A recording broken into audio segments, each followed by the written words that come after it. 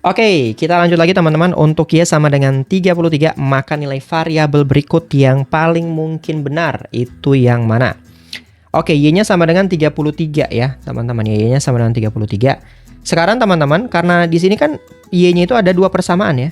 Ada Y sama dengan 2Z plus 1, Y sama dengan 2Z.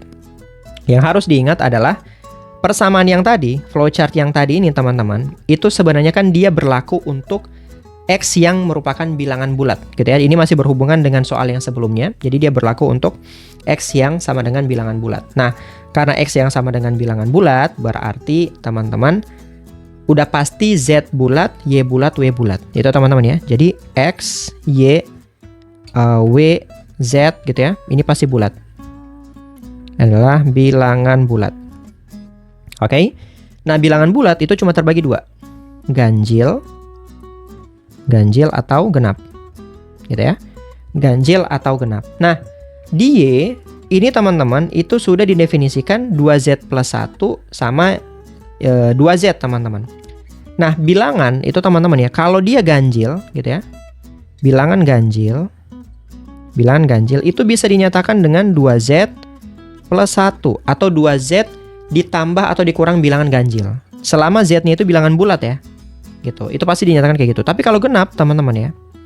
Kalau genap, itu bisa dia dinyatakan dengan 2Z, teman-teman. Selama Z-nya itu bilangan bulat, pasti 2 kali Z pasti bilangan genap, teman-teman. Jadi 2 kali 1 genap, 2 kali 4 genap, 2 kali 3 genap. 2Z plus 1 itu selalu ganjil. Misalnya 2 kali 3 tambah 1 berarti jadinya 7. 2 kali 15 tambah 1 31. Jadi artinya memang bentuk 2Z tambah 1 itu selalu ganjil, teman-teman. Nah, di sini kita kan udah punya sebenarnya Y itu sama dengan 33. Nah, 33 itu ganjil. 33 itu ganjil. Maka kita bakal pakai yang ini, tapi bukan yang 2Z, teman-teman. Jadi nggak mungkin Y itu teman-teman taruhnya di sini. Y-nya itu akan kita pakai di Y sama dengan 2Z plus 1. Begitu, teman-teman. Oke.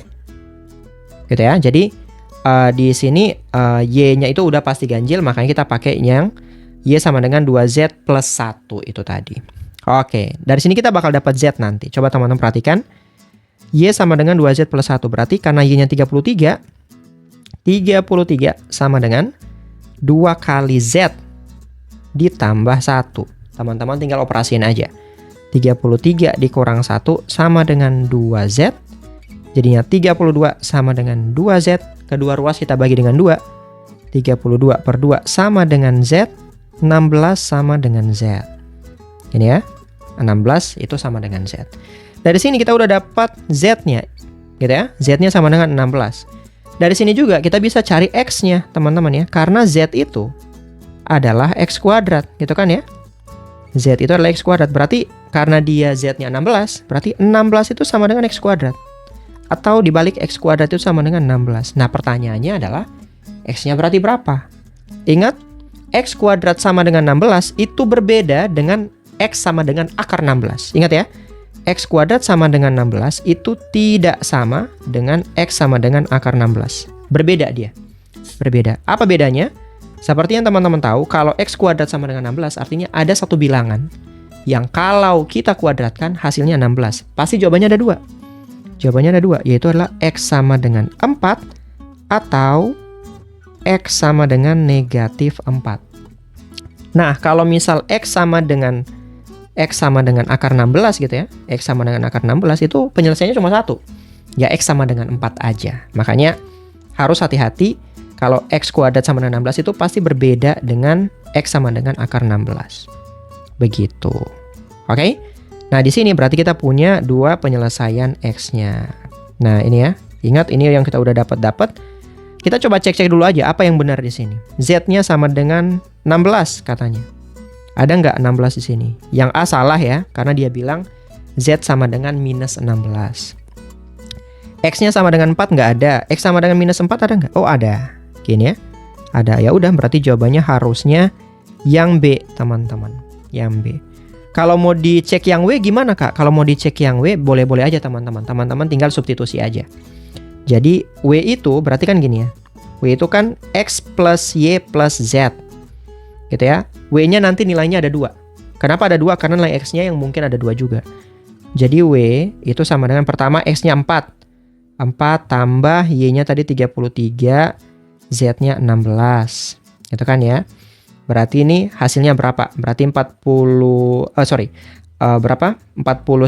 tambah 4, 53 gitu ya. 53. Ternyata nggak ada. 53 nggak ada. W sama dengan kemudian yang kedua, X-nya itu minus 4 teman-teman. Jadi ada minus 4 tambah 33 gitu kan ya, ditambah dengan 16 gitu ya. X plus Y plus Z. Ya udah, ini 49 dikurang 4 berarti 45 ya teman-teman ya. Gitu. Jadi ternyata emang nggak ada. Ya udah, jawabannya yang B aja. Begitu teman-teman. Semoga ini bisa teman-teman pahami. Nanti kalau ada pertanyaan seperti biasa, teman-teman boleh interaksi di kolom chat teman-teman. Oke, kita lanjutkan teman-teman. Jika untuk P sama dengan 1 menghasilkan X sama dengan 3, P sama dengan 4 menghasilkan X sama dengan 13, maka untuk P sama dengan 5 itu akan menghasilkan X sama dengan berapa? Oke. Nah, di soal ini teman-teman ada kondisi-kondisi awal yang dikasih ke kita untuk kita pakai, karena bisa jadi itu bermanfaat untuk kita menjawab pertanyaannya. Gitu ya. Misalnya di sini P sama dengan 1 sama dengan X sama dengan 3. Coba kita jalankan algoritmanya dengan P sama dengan 1. Oke, untuk P sama dengan 1 seperti ini. Y itu sama dengan P plus 3. Berarti Y sama dengan 1 tambah 3. Sama dengan 4. Oke, apakah Y ganjil? Tidak gitu kan teman-teman ya. Tidak, karena dia tidak ganjil berarti ke sini. X sama dengan PY dikurang K. Nah, ini yang menarik teman-teman. Jadi kan di sini dia bilang P sama dengan 1 menghasilkan X sama dengan 3. Jadi nilai X sebenarnya sudah ada. X-nya itu 3 sama dengan P kali Y. P kali Y berarti 1 kali 4 dikurang K. K itu yang kita punya. Yang kita belum punya. Berarti 3 sama dengan 4 dikurang K. Berarti K sama dengan 4 dikurang 3. K-nya sama dengan 1. Udah. Nah, jadi sebenarnya pernyataan yang pertama tadi itu mau bilang ke kita bahwa kalau kita gunakan pernyataan pertama yang ini, kita akan mendapatkan nilai K. Jadi di sini itu ini yang mau di-highlight. Jadi dia memang pengen kita dapat nilai K dari pernyataan yang pertama. Gitu ya, yang mana dia ternyata sama dengan 1. Gitu. Oke? Nah, sekarang untuk P sama dengan 5 itu menghasilkan X-nya berapa? Nah, udah teman-teman tinggal menjalankan aja, gitu ya. Teman-teman tinggal menjalankan aja. Coba teman-teman ganti, kan ini pakai tinta warna hijau. P-nya sama dengan 5 ya. P-nya sama dengan 5. 5, gitu ya.